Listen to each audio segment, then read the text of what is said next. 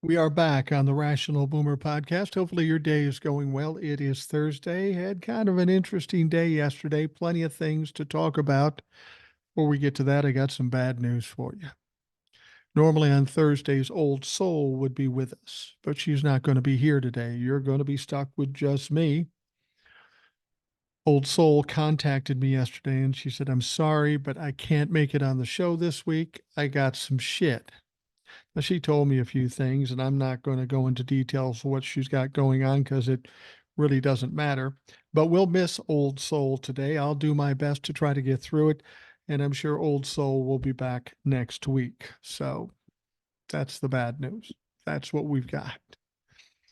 Anyhow, we have emails as we commonly do, and we can get to those right away. First one starts out, Hi, Mike. On a recent show, you mentioned things that Trump-la-fucks have said, but have never come true. I know we have all heard some amazing things from them. I wonder if we should gather a list of these things as a record of how whacked they are. I have a few. In June of 2020, I ran into a longtime friend who had retired and moved to central Wisconsin.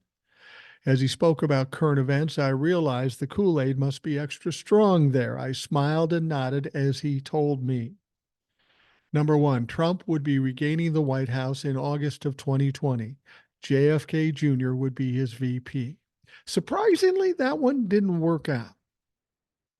Number two, Trump would then end cancer because he would force Big Pharma to release all the cancer curing drugs that they have been hiding from us. He would make sure we could get the drugs for free. Still cancer. Pharma's not free, and there are no cancer curing drugs. So that one was wrong. Okay, that's two. Number three, there would soon be military tribunals to prosecute Hillary, Bill, and Obama. He told me to look for a video showing how they're all given summons during H.W. Bush's funeral. Executions are expected. Yeah, I've been hearing that one for a long time, and they talk about some video where everybody was handed a little card at George H.W. Bush's funeral, and everybody kind of looks, I don't know, not excited about it, maybe even a little upset about it. So everybody's come to these conspiracy theories. Oh, it's bad news. You're next, or whatever the fuck they thought it was.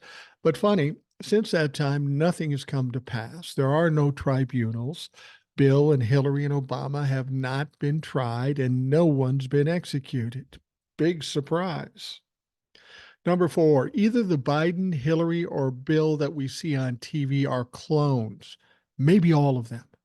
I don't recall exactly. I remember seeing this, and people, these conspiracy theories.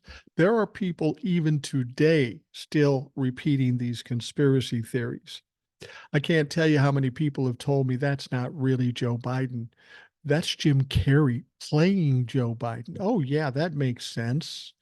Or if you look at Joe Biden's ears, they're not quite the same as what they were 10 years ago. Wow. How fucking whacked out do you have to be? Now he goes on to say, I know there were more. I haven't seen my friend since then, so I haven't had the chance to point out that none of this happened. I presumed he would have perfect explanations. Polls, I know this topic comes up often during your podcast. I recently had an interesting experience. I voted in my first presidential primary last month. I voted as any strategic thinking Democrat and cast my vote for Nikki Haley. What I didn't realize is by doing the local GOP now thinks I'm one of them. Yeah. Well, I'm getting all kinds of text messages from the GOP, and how they'd ever think I was part of them, I don't know. They obviously don't watch YouTube or TikTok. Soon after the primary, a guy knocked on my door conducting a poll for Americans for Prosperity. As he asked me questions, I realized by the wording of the questions, the poll results were only to reinforce talking points for the local GOP. I particularly liked one question. Given that the current Democratic regime in the state of Minnesota has already squandered $30 billion surplus, are you in favor of their plan to increase taxes next year? See, this is what I'm saying about polls. how can you trust polls? You don't know who owns the polls. You don't know who's funding the polls. You don't know what their agenda is. You don't know who they're talking to. You don't know the questions they're asking. You don't know if the questions are skewed. And if you don't know if the final results are skewed, and this is a perfect example, that's kind of a leading question. I responded by saying I didn't think they squandered the surplus. He gave me a deer in the headlights look. He obviously expected a different response. After a couple of my other unexpected responses from me, he thanked me for my time and left. I doubt my answers made the poll. I'm guessing you're right. I also get mailings now from various GOP groups. It is sad to see how they make grand statements about our state Democratic legislation based on half truths or lies. It is very sad that many people see these statements and allow their opinions to be shaped by them. I love the podcast. Keep up the great work, Tom. And I happen to know this Tom is somebody I would call a hood homie, meaning he came from my neighborhood. He's a little younger than I am, but he came from my neighborhood. So we are amongst the same realm of the South Minneapolis Trump humpers, and they are many. I appreciate Tom bringing this to our attention. And, I've said this before, I'm not a detail oriented guy. I'm more of a big picture guy. So when somebody like Tom or some of you other people like Eric and some other folks come with details, it's very helpful because I can come up with facts and things, but I'm more talking in a bigger picture. And sometimes we need the details and remembrances like Tom brought us here. So, Tom, thank you very much. All right, the next one. This one came on the podcast page, and you only have limited space to leave a message. So she took a couple of spaces to finish it. And I would tell this person, keep writing on the podcast page. That's fine. But if you want a longer one or you want to go direct, just go to the rationalboomer@gmail.com email site. A lot of people go there, and you're more than welcome to send emails, of which I will read on the air, as you can see. All right. This one says, Hi, Mike. Back in 1972 or so, I'm 73 now, I was attacked by a dog. I was pregnant about 5.5 months. The attack resulted in my baby dying inside my body. The baby actually lived for about 24 hours before it died. The doctor then told me I have to have the fetus removed, DNC. I didn't understand exactly what that meant. I was so young and just didn't know much. But he said it needed to happen, so I agreed. My baby was removed and my life was saved. Without that DNC, I would have died. My baby was already dead, and my next child would have never been born. What is happening now to women's rights sickens me and fills me with despair. I will fight for women's rights until I take my last breath. Patty. I'm sorry for your loss in that situation and the attack of the dog. 1972, I was about 12 years old then, and doesn't sound like you were older than I was, but still quite young. That's the one thing that these people that are pro-life folks, they don't take into account extenuating circumstances. And they don't take into account the personal health and safety of the women involved in these abortions. It's like they suggest that every woman who's having an abortion is just using this as a um, way to do away with not being responsible, and that's mostly not the case. Usually, there's some medical reasons to it, and those medical reasons are important, even regarding the safety of the child and certainly the safety of the mother.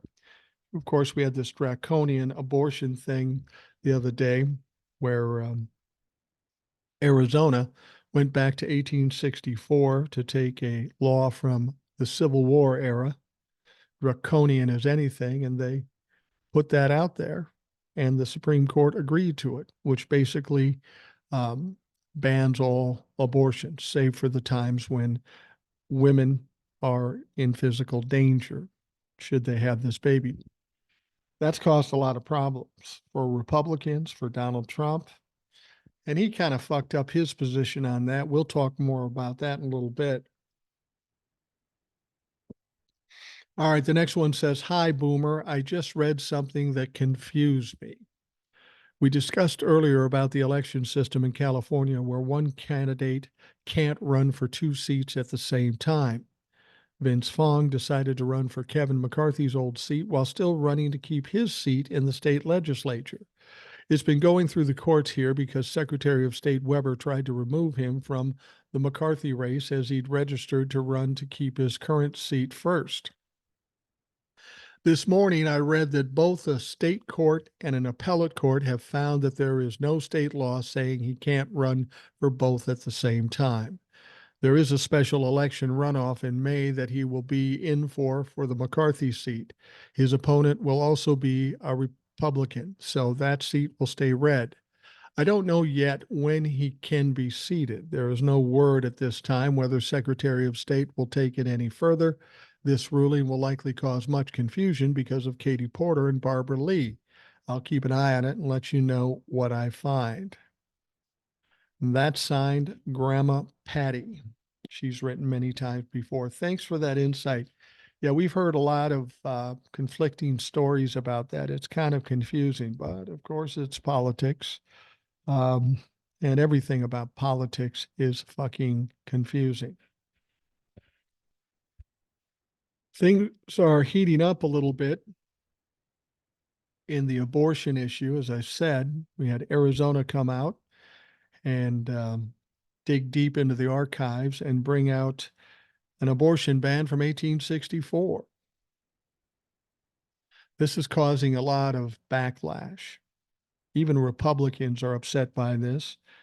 Donald Trump even said, yeah, I don't think that's a good idea.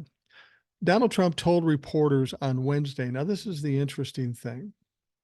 Donald Trump said he thought Arizona went too far with this, but don't worry about it because the governor and everybody else, they'll figure this out. It'll be fine, as Donald Trump would say. But Donald Trump was kind of pushed into a corner. And he, for once, actually gave a direct answer to a direct question. And this one is going to cause him some problems. Donald Trump told reporters on Wednesday that he won't sign a national abortion ban if elected in November, but cleared up nothing about whether he or his appointees would implement a backdoor plan. When asked in a press gaggle in Georgia if he would sign a federal abortion ban, Trump responded no and shook his head, according to CNN's Kristen Holmes. Now, Donald Trump has been intentionally vague about his stance on abortion since it's become apparent that the topic is a losing issue for Republicans. Oh, you're just figuring that out now? I could have told you that in 2022 when it cost them the midterms. But the former president has had a long history of anti-abortion policy and continues to align himself with some of the most extreme players in the anti-choice movement, many of whom would be part of his administration if reelected. Now, although he said he wouldn't sign a federal ban if Congress sent him one, Trump did not mention anything about the Comstock Act, a 151-year-old law that criminalizes sending obscene materials in the mail, which he could enforce to create a backdoor national abortion ban. Many of the current allies have laid out a policy agenda that includes revoking FDA approval for mifepristone, one of the two drugs used in medication abortion that can be received through the mail, and reviving the Comstock Act if he takes office in January. These Republicans, they like to dig deep. They like to go 100+ years back to find something that fits their agenda. That should tell you something. We've said all along that the Republicans want to bring this country and women's rights back 100 years, and here we go. Absolute proof of that.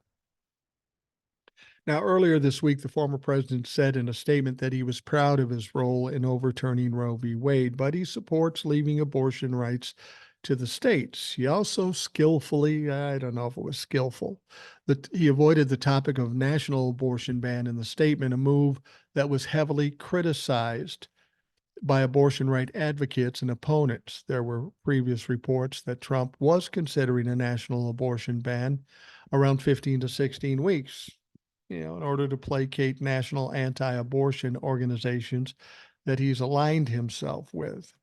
But here's the deal. Donald Trump is in a decision where he's damned if he does and damned if he doesn't. And he put himself in this position. He says he will not sign a national abortion ban. And this, as I said, is to placate the pro-choice people, because he's finally realized that the pro-choice people are about 75, 80% of this country. And if he goes against them fully, he's going to get his ass kicked. Well, he's going to get his ass kicked anyway. But when he said he wouldn't sign a national abortion ban, that had to absolutely piss off the evangelicals and the radical right. They want a national abortion ban. They want it as draconian as it possibly can be. And so when Donald Trump says something like that, they're going to be pissed. So Donald Trump may end up losing out on some of his base because of that statement. And if Donald Trump thinks it's going to help him get more votes among the 75% pro-choice people, he's going to have a problem there, because previously, actually on a couple of occasions, he said, I'm responsible for overturning Roe v. Wade. Actually, yesterday he said that while he said there was he wouldn't sign an abortion ban. He said, I'm very proud of the fact that after 52 years, everybody wanted to overturn Roe v. Wade, and I did it. I'm the one responsible. That's what Donald Trump said. So Donald Trump has owned this. And the 75%, even if he said 15 weeks, that's not going to be enough because of two things. They know Donald Trump is responsible for overturning Roe v. Wade in the first place. We wouldn't be in this mess if not for Donald Trump and those judges he put in the Supreme Court. Secondly, we know one thing to be very true is that Donald Trump is a pathological liar. Donald Trump doesn't care about the abortion issue. All he cares about is getting votes, and he will say whatever he needs to say. But again, he's in a situation where he can't win for losing. He says he's against the abortion ban federally. The evangelicals and his base are going to hate him for it. And it's not going to be enough to get the people who already know that he's responsible for overturning Roe v. Wade. You cannot win in this situation. And as I've said so many times, I think this issue, the abortion issue, is the biggest issue in the upcoming election. All this other stuff will play a part, but that issue is the big issue. It impacts the constitutional rights of 50% of this country, which is the women, and it pisses off 75% of this country, which is women and men who support Roe v. Wade. Donald Trump done fucked up when he dipped his toe into the waters of abortion. He probably should have kept quiet about it, but you know as well as I do, Donald Trump has a little trouble keeping quiet. Now, Michael Tyler, a spokesman for the Biden-Harris campaign, responded to Trump's Wednesday comment in an emailed statement. Donald Trump owns the suffering and chaos happening right now, including in Arizona, because he proudly overturned Roe, something he called an incredible thing and pretty amazing, just today, Tyler said. Trump lies constantly about everything, but has one track record: banning abortion every chance he gets. The guy who wants to be a dictator on day one will use every tool at his disposal to ban abortion nationwide, with or without Congress, and running away from reporters to his private jet like a coward doesn't change that reality. Although Trump supposedly supports leaving abortion rights to the states, he said Wednesday that the Arizona Supreme Court ruling that gives the go-ahead to a near-total abortion ban went too far. Give it to the states. So he does that, they do that, and Arizona fucks it up. See, Donald Trump loses in that regard as well. He also criticized Republican Florida Governor Ron DeSantis' 6-week abortion ban as a terrible mistake. last year, which the state Supreme Court ruled last week, can take effect in May. Despite his best attempts to avoid abortion, Trump's fingerprints are all over the attacks on medication abortion, restrictions on in vitro fertilization, and state level abortion bans. Now, when Trump was in the White House, he and his administration appointed and worked with some of the country's most ferocious anti-choice leaders who are now trying to ban abortion nationwide. He's trying to walk it back a little bit now because he just finally realized, oh, this is a loser. This is what I'm saying. I don't understand the Republicans. The moment they overturned Roe v. Wade, they got their ass kicked in the 2022 midterms. Why weren't they smart enough to say, oh, this is a loser. We're going to pull back on this because we've got to change our ways here, or we're going to get our ass killed in 2024. They don't do that. They embrace it. They double down. They triple down. Donald Trump does the same thing. And it's going to cost them the election in a big fucking way. Now, if there's any question about whether Donald Trump is responsible for overturning Roe v. Wade, remember, Trump appointed 3 of the Supreme Court justices who were central in overturning Roe in 2022. He also appointed many far-right federal judges who have been integral in furthering anti-choice battles, including U.S. District Judge Matthew Kacsmaryk, a devout Christian with extreme anti-abortion beliefs, who ruled that mifepristone should be taken off the market. Trump's administration tried to limit access to medication abortion during COVID-19's pandemic, asking the Supreme Court in 2020 to reinstate a requirement that would force women to obtain abortion pills in person. These fucks will do anything to make it difficult. And if Donald Trump is going to try to walk back his connection to abortion, he's going to have a tough time. Like I said, on many occasions, he said with pride that he's responsible for overturning Roe v. Wade. And he appointed those 3 Supreme Court justices to make sure it was done. Now, the fact of the matter is all the trials and tribulations and the dangers that women are in right now can be directly directed back to Donald Trump. He is the origin of this problem. And then you throw in the judges and you throw in the rabid Republican dumbfucks. And this is why we are where we are. There needs to be a national decision on abortion. But what that national decision needs to be is codifying Roe v. Wade. Now, once we get into the next term in January, after the Democrats have taken control of the House and the Senate and Joe Biden in the presidential office, we will be able to codify Roe v. Wade.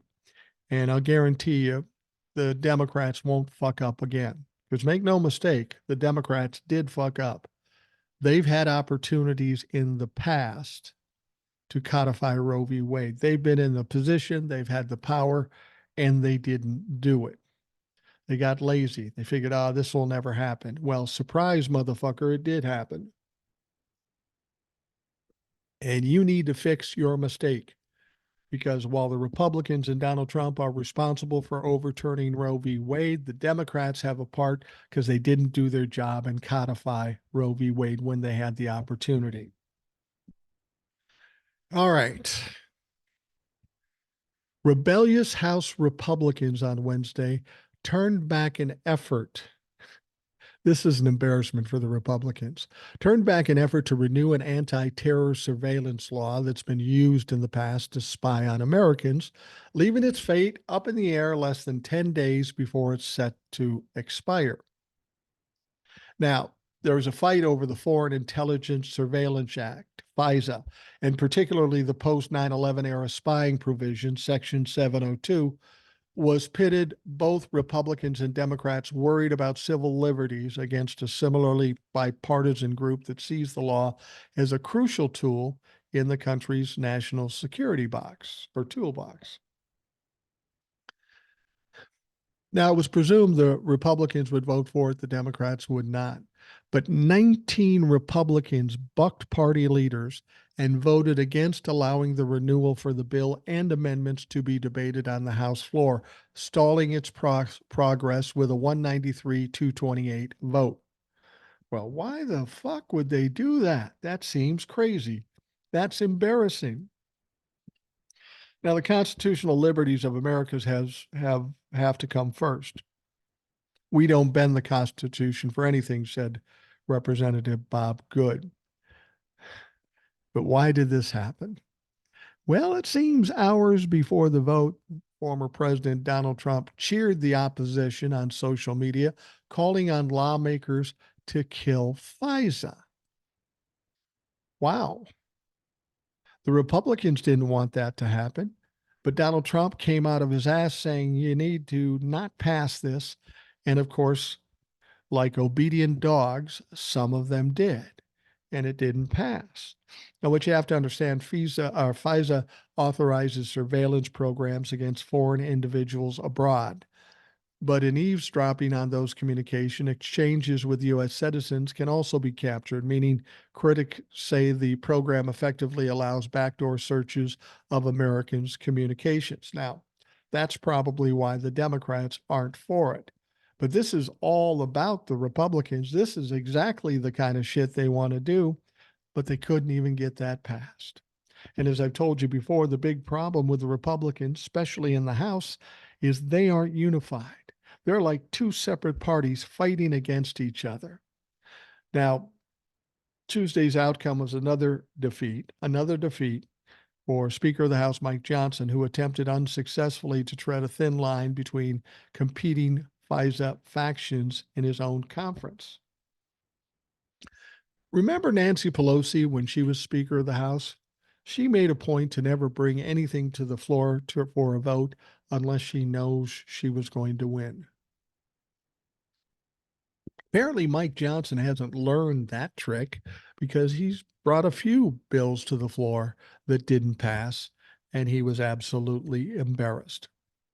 Now, Representative Marjorie Taylor Greene has threatened to call a vote to take the Speaker's gavel away from Johnson, a vote of no confidence. It would be similar to what happened to Kevin McCarthy. She has cited Johnson's stances on FISA, as well as whether to approve more aid to Ukraine in its fight against Russia. And she doesn't like this. So she wants to take Mike Johnson out. And I think a lot of Republicans have a bad taste in their mouth from doing this. There's such a short time left in the term. They haven't done anything at this point at all. It took 3-4 weeks to get Mike Johnson in there when they kicked Kevin McCarthy out. And when you don't have a Speaker of the House, you are literally doing nothing in the House of Representatives. And how can they do that? Well, they can do it because they don't do much else. We've got to get the Ukraine funding, the Israeli funding, get that done. And then if they want to kick out Mike Johnson, that's fine. But the fact of the matter is we don't know that they'll have the votes to kick out Mike Johnson. There's a lot of Republicans that don't like Marjorie Taylor Greene and would probably vote against her. Secondly, since the Democrats are so adamant about getting this funding for Ukraine, a few of them might go over to Mike Johnson and say, listen, man, we don't care if you're here or not. You're pretty much impotent when you are here. But if you put up the Ukraine vote, we'll make sure you're covered when they try to kick you out. Don't be surprised if they try to cut that kind of deal. Mike Johnson is weak. He's always caved to the Democrats. He really doesn't have much choice but to work with the Democrats in spite of what MAGA says because of the division in the Republican Party. House Intelligence Committee Chair Mike Turner of Ohio and the White House have defended the program, saying reforms have been made in the past and the further changes proposed by privacy advocates risk hurting the U.S. ability to keep track of terrorists. Now, Jake Sullivan of the White House National Security Advisor said, to protect the American people, we need to maintain this vital collection authority. while strengthening its protective guardrails with the most robust set of reforms ever included in the legislation to reauthorize Section 702. This bill does that. Now, opponents for the bill said they didn't revolt Tuesday to embarrass Johnson, but were instead angry over what they saw as his ham-handed attempts to avoid upsetting Turner or House Judiciary Chairman Jim Jordan, whose committee put forward a deeply revised FISA with a far stronger protections for privacy. Oh, and Donald Trump told them to not vote for it. That's what fucking happened. So once again, the Republicans are embarrassed by this incident, and it's pretty hilarious. They can't win for losing. They look stupid every time they do something. Doesn't matter if it's a normal bill or it's the investigations or the hearings into Joe Biden. Nothing they do works. This is why I wonder why people are so worried about November. When you got this apple dumpling gang of fucking political party, they aren't going to get anything right. Everything they do is wrong, and everything they do works against them in the upcoming election in November. All right, we are going to take a quick break, and we'll be right back.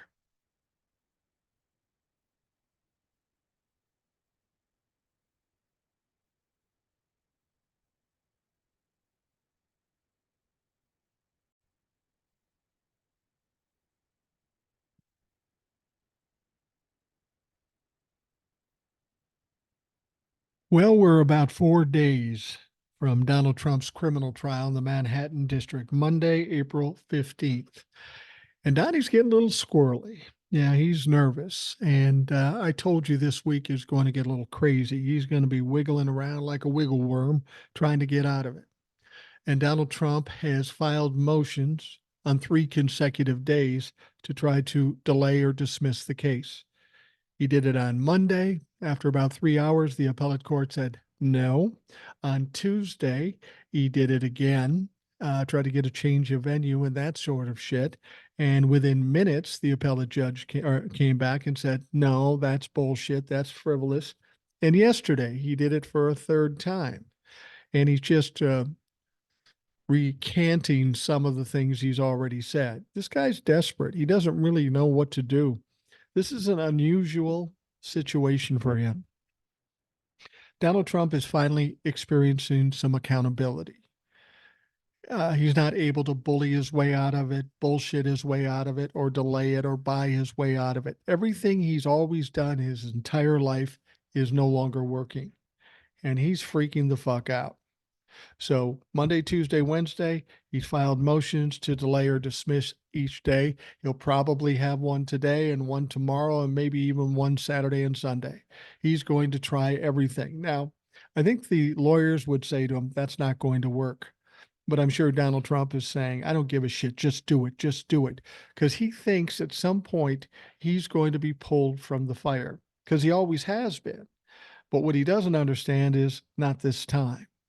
He's swimming in too big a pond. He's always been a big guy in a smaller pond, but now that you're on the governmental level, Congress and judicial system, and you have this much evidence, you don't have the kind of pull you once had. As I've said before, Donald Trump will look back in history, assuming he's still breathing, and realize, if he's got any kind of intelligence, that his biggest mistake was running for president and then winning the presidency.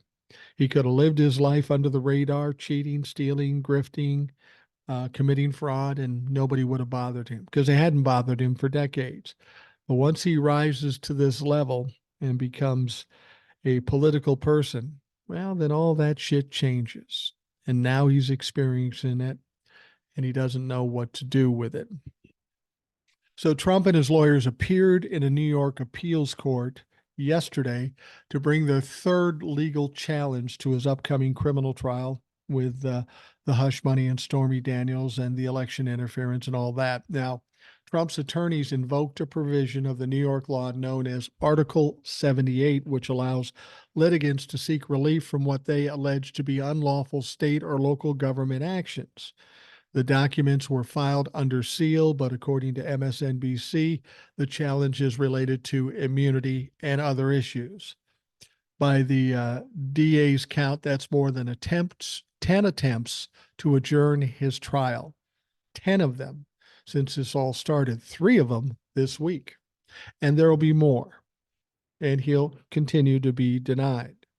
Also at issue for Trump and his lawyers is the alleged conflict from Judge Juan Marchand, who they want to remove from the case, pointing to his daughter's employment at a political firm that raised money for President Joe Biden's 2020 campaign. Well, the fact of the matter is that isn't illegal. That isn't a reason to recuse a judge. Now, if the judge did that, that's a different deal. But this is his daughter. His daughter and the judge are separate entities. The judge cannot be held responsible for those things that his daughter does. But Donald Trump is trying to make that happen. And unfortunately, it hasn't happened to this point, and it's not going to happen. He can keep saying it, say it different ways. It's still not going to work. Now, according to NBC News, Trump filed a separate Article 78 petition on Monday with the appellate division seeking to stop the trial because, according to Trump, he can't get a fair trial in Manhattan. Isn't that your home stomping grounds, Donald? Isn't that where all your businesses are? But that request got denied. On Tuesday, a separate judge denied Trump's request to delay the trial while he appeals the unconstitutional gag order that Marchand leveled against him. Marchand has previously said that Trump's claim of presidential immunity doesn't apply to the hush money case because he failed to make the claim within a certain time. Not to mention the fact this all happened before he was president. It was during the campaign. Now, this court finds that the defendant had a myriad opportunities to raise the claim of presidential immunity well before March 7, 2024. That's what Juan Marchand, the judge, said.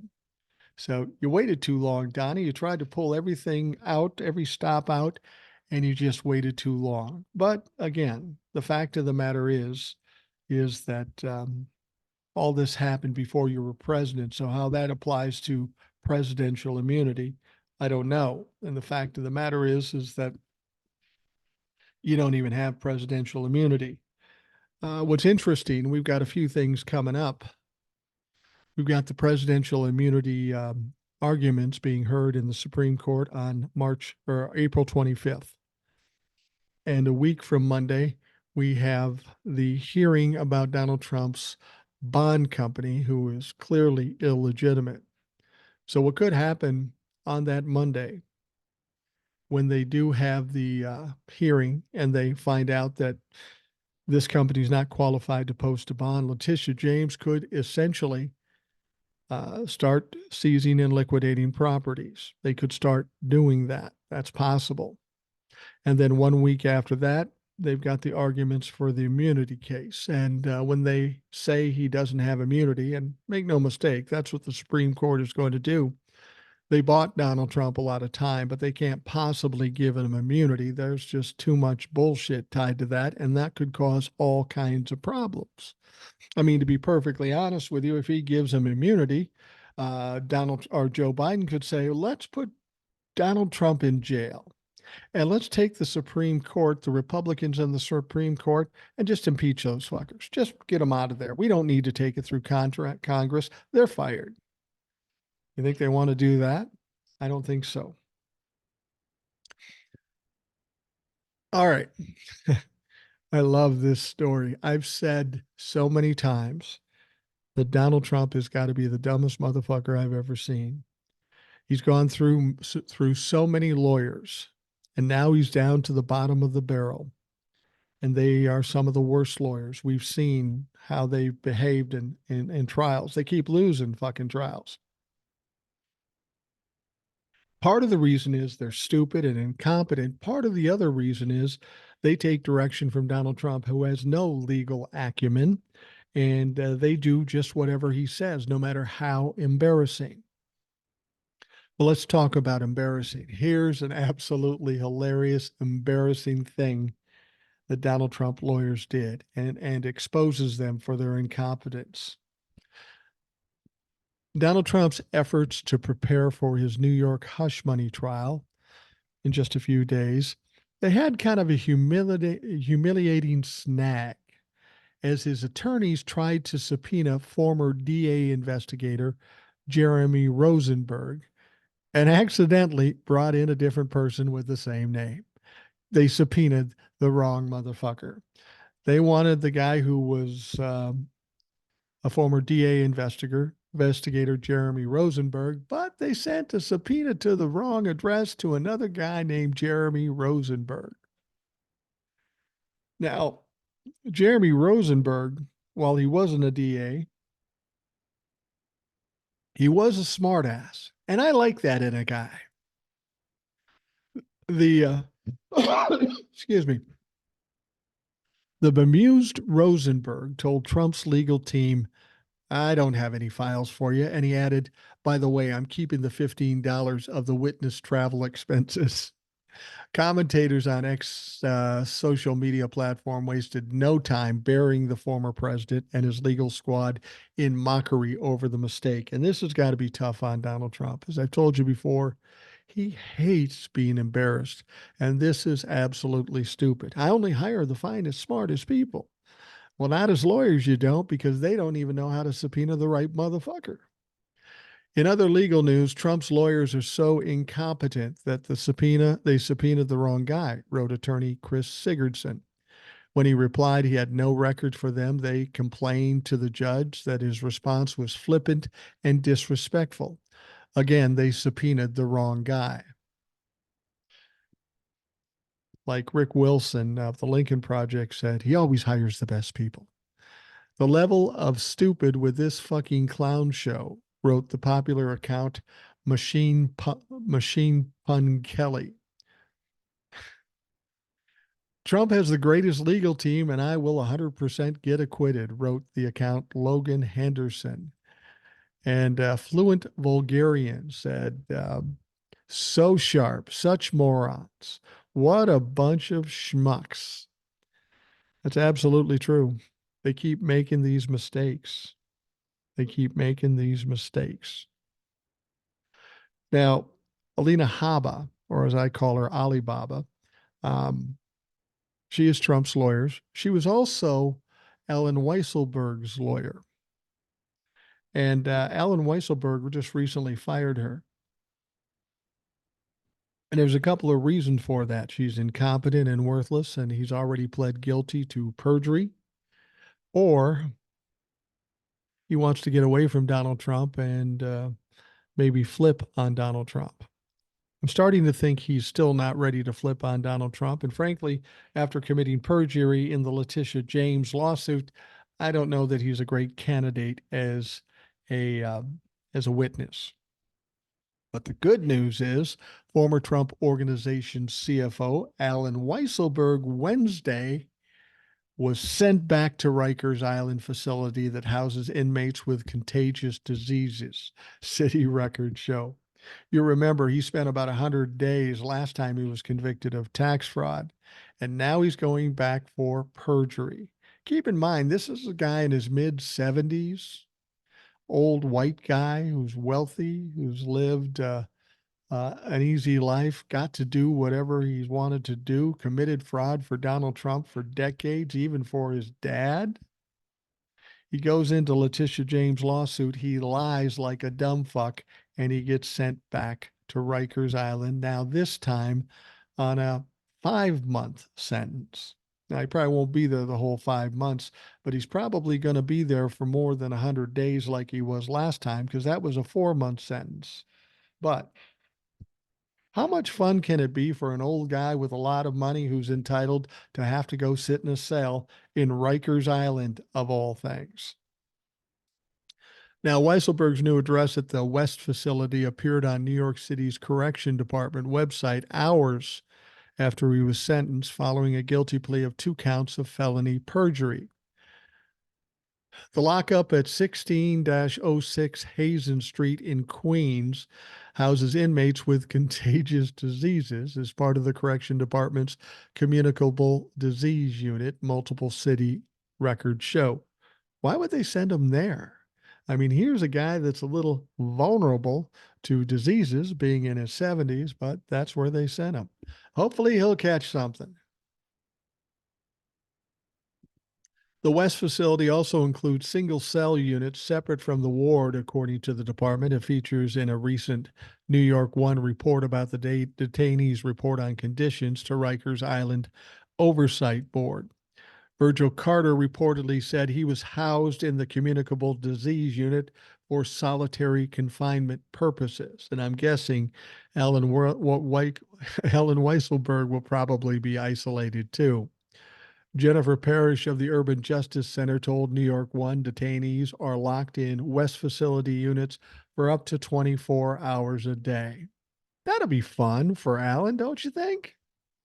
Christopher Boyle of the New York County Defender's Service said of solitary Rikers units, there are rats, there are mice droppings, there are insects all around. They are screaming for attention from officers who are basically ignoring them. Sounds like hell on earth. Sounds like it might be better than dealing with Donald Trump on a daily basis, but again, he's in his mid 70s. Probably not the best place for a guy like that. In December, one West facility detainee appeared in a New York Daily News report about accusations that he'd crept out of his locked cell, smashed a female officer's body camera, and bit her wrists. Oh, it sounds like a fun crowd. Now, Weisselberg, who served as Trump's family accountant, previously was sentenced to 5 months. Oh, it was 5 months, not 4 months, for tax evasion as part of the criminal investigation into the Trump organization's accounting last year. He was released after serving 3 months. According to a Business Insider report from January 2023, this will be a return visit to the West facility for Weisselberg. Allen's back in jail. He didn't even have time to roll on Donald Trump. But as I say, after he just lied at Letitia James' lawsuit, he's probably not high on the priority list for witnesses. And frankly, when it comes to what's going on in the Manhattan district, I think they've got enough fucking evidence. They probably have evidence from his first trial and whatever information he got that they can corroborate. All right, let's talk about another dumb fuck. Fox News host Sean Hannity called on Arizona Democrats to nix an abortion ban that was reinstated by the state Supreme Court this week. Yeah, Hannity's against this abortion ban in Arizona. Wonder why? Well, because he's one of the few that is smart enough, not stupid enough, to believe that this is a good thing for Republicans. He knows this is the death knell for Republicans. So on Tuesday, the High Court reinstated the law that traces back to 1864, subsequently codified in 1901. It bans nearly all abortions except those needed to save someone's life. The decision dropped a day after former President Donald Trump, who said it goes too far, came out against a nationwide ban on abortion in a move that disappointed many anti-abortion advocates, but also praised as politically savvy. It's not politically savvy. Since the U.S. Supreme Court overturned Roe v. Wade and the constitutional right to abortion in 2022, Democrats have leaned into the issues with great success. He can say what he wants. I won't sign a national abortion ban, but the fact still remains, and he's owned the fact that he is responsible alone for overturning Roe v. Wade. And I think he's right about that. He put the three justices in the Supreme Court. He was ranting and raving about this. He got his radical right fucks all wound up, and they went ahead and did it. Somebody's got to be responsible, and Donald Trump as much as said is, it's me. Now, Hannity, who opposes abortion, addressed the decision on Wednesday night and called on Democrats to legislate the ban out of existence. Now, let's think about that. Hannity, who opposes abortion, wants the Democrats to stop this thing in Arizona. He's against abortion, but he doesn't like this abortion ban in Arizona. That seems kind of weird. It's because Hannity and Donald Trump and none of these fucks give a shit about abortion. They care about what's politically expedient, what's going to get them votes. And Hannity is smart enough to know that this is a big loser for the Republicans. He said, and the people on the left are so desperately attacking Trump now for an Arizona Supreme Court ruling that upholds what is a Civil War era law banning abortion. This will be fixed in the next week or two. Let not your heart be troubled. I can pretty much assure that will happen. Well, it may, and it may not.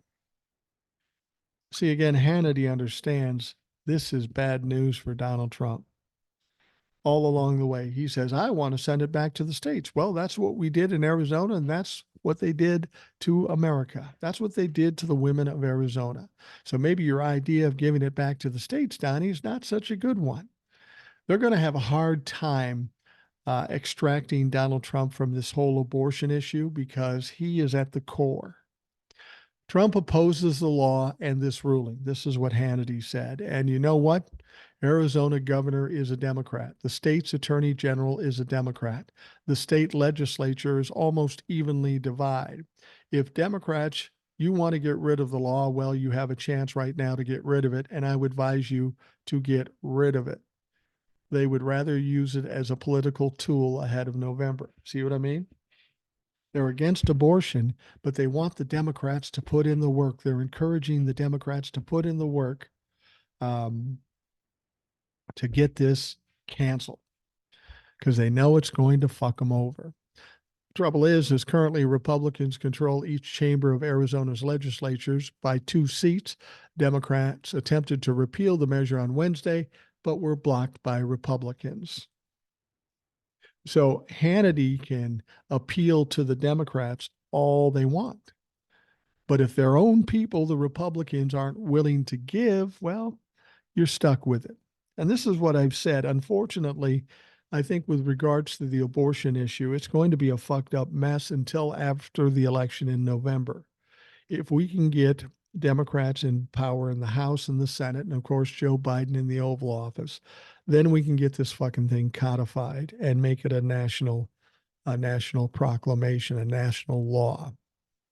But up until that time, unfortunately, abortion is hanging around the neck of Donald Trump and Republicans. And this is what I said before. They thought they were doing something in 2022. And when the midterms came along, they said, whoops, we fucked up. But even still, instead of stepping back and trying to adjust it, they refused to admit they were wrong and they just embraced it and doubled down. Now they find themselves 6 months out from the election and they know they're fucked. And now they're trying to fix it. Too fucking late. Too fucking late. All right, let's go down to Florida as we're winding down the podcast. U.S. District Court Judge Aileen Cannon effectively eliminated the possibility that former President Donald Trump could go to trial in July for allegedly mishandling classified documents. In an order on Wednesday, Cannon said Trump had until May 9th to disclose which classified documents he would use for his defense. Guardian reporter Hugo Lowell pointed out that the special counsel Jack Smith had proposed March 18th for Trump to file his notice under Section 5 of the Classified Information Procedures, CIPA. That's not an unreasonable length of time to give Trump. It's typical to give defendants in NatSec cases several weeks to draft their Section 5 notice so it's sufficiently specific. But a May 9th deadline might be frustrating for the special counsel, Lowell wrote on X.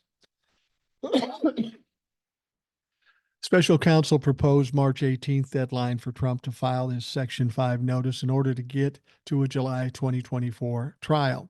He added, no way that is No way that is happening now, given the deadline is 7 weeks later. But she also didn't give Trump the June 17th deadline he wanted. So no 11th Circuit ammo either.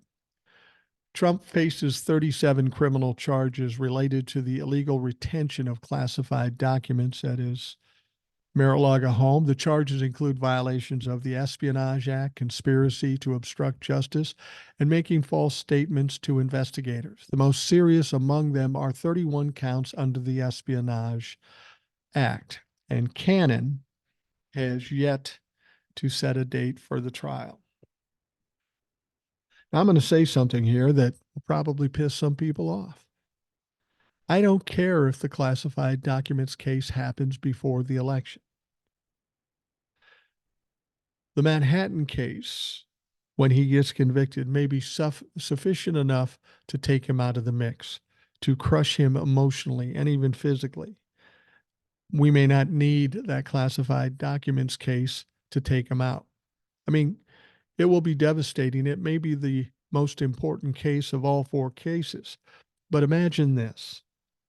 Say he gets taken out of the mix, he loses the election, which he will, and I'll talk about that in a moment.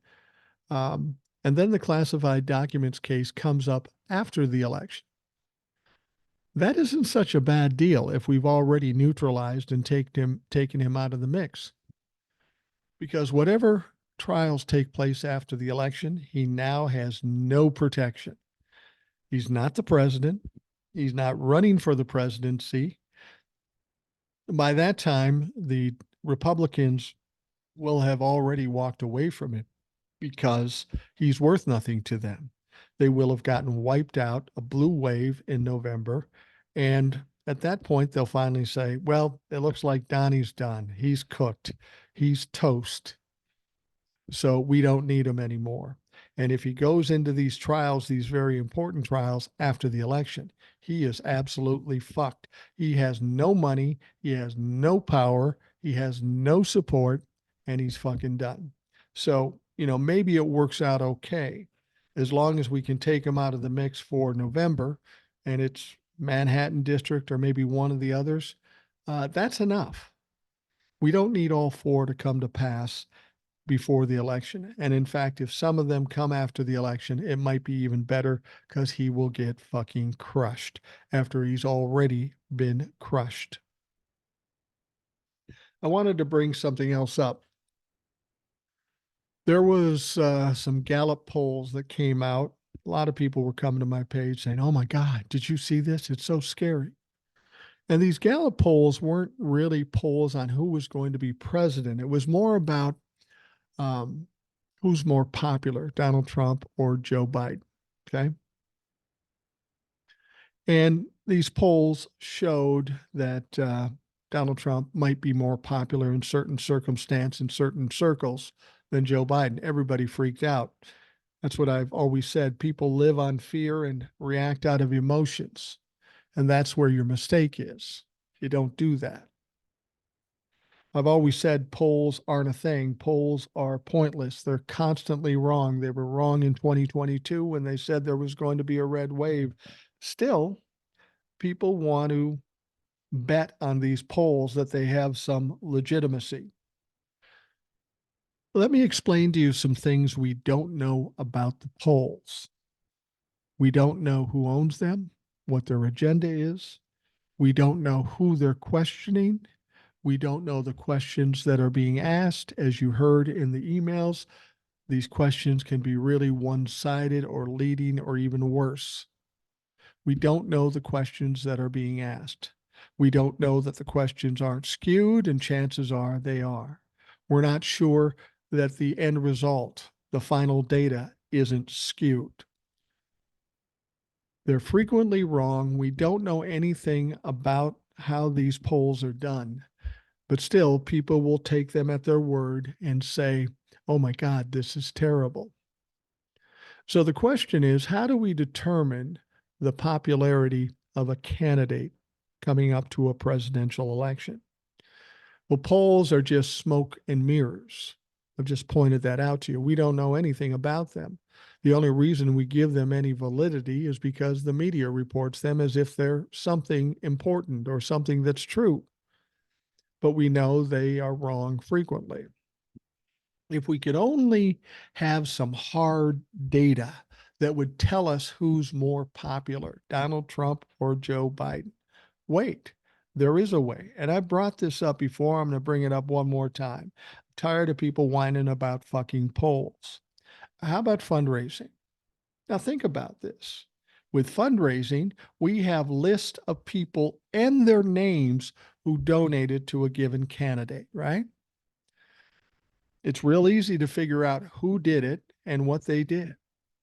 And imagine this. What is a better example of somebody that supports a candidate than somebody who goes into their pocket, their own pocket, pulls as much money as they can and gives it to that candidate? To me, that seems like the essence, the absolute essence of support, as opposed to some guy sitting on his couch in a pile of Doritos saying, yeah, I like Trump. These people took money out of their pockets and donated it to Joe Biden. And here's what's interesting about Joe Biden's donation. 96% of them come from people donating $200 or less. That means there's tens of thousands of people that are donating to Joe Biden. Remember, in the last quarter, he collected $190 million.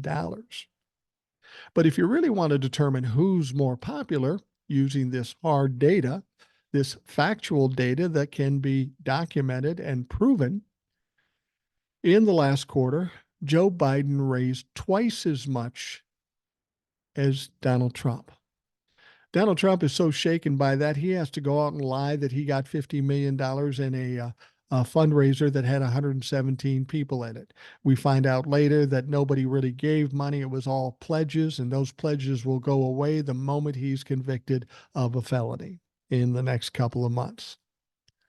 So if you really want to determine who has the support and how much support they have, I dare say that fundraising tells us that Joe Biden has double the support of Donald Trump, just based on fundraising. You got to follow the money. Where is the money coming from and who is it going to? Well, most of it is going to Joe Biden. Now, if Donald Trump was so close in the race against Joe Biden, wouldn't it make sense that he would have as much money in his coffers as Joe Biden? The funny thing is, he isn't. He doesn't. I mean, part of it might be taking the money out and paying for his legal fees, but this is about money that's coming in, not how much money he has on hand, and he doesn't have much. Is maybe a third of what Joe Biden has on hand. It doesn't make any sense to me that polls tell us that they're neck and neck, or even Donald Trump is winning, when the fundraising tells us an entirely different story. And to me, that is a more credible way to determine the support for a given candidate. And from what I see from fundraising, Joe Biden's got twice the support. And that'll be right in line with what I'm thinking.